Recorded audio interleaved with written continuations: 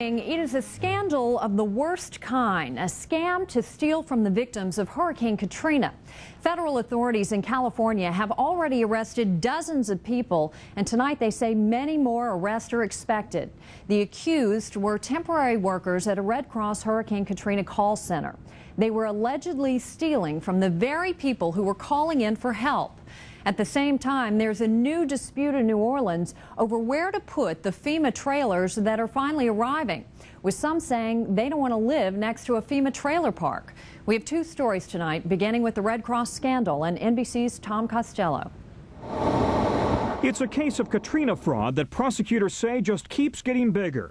As much as $400,000 stolen from the Red Cross, and so far 49 people under indictment. That in the coming weeks and months we may double the total number of indictments that we have today.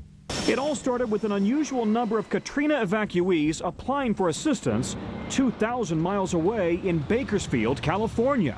We did kind of question, well, how did so many people get to Bakersfield, California from the states affected by Katrina? That was the first clue we had. It turns out they weren't evacuees, but rather subcontracted employees manning the Red Cross call center in Bakersfield. Thank you for calling the American Red Cross Katrina Financial Assistance Center. Hired to speed financial assistance to Katrina victims through Western Union. The people working at the call center would call their buddies or their relatives and say, here's a PIN number, get down to the Western Union and collect the money. It's that simple. Now investigators are looking at other call centers. And the Red Cross has distributed some $1.4 billion to between 3 and 4 million Katrina evacuees. That's nearly $1,000 per family.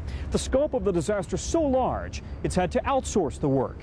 Philanthropy expert Elizabeth Boris says while she generally gives the Red Cross high marks, the lesson is clear. When you hire subcontractors, they need to be vetted and overseen in a way that maybe you don't do for volunteers that you've worked with year in and year out.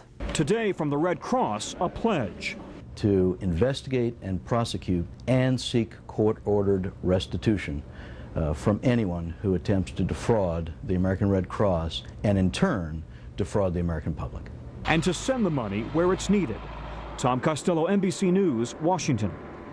Now to New Orleans, where the lack of temporary housing has kept tens of thousands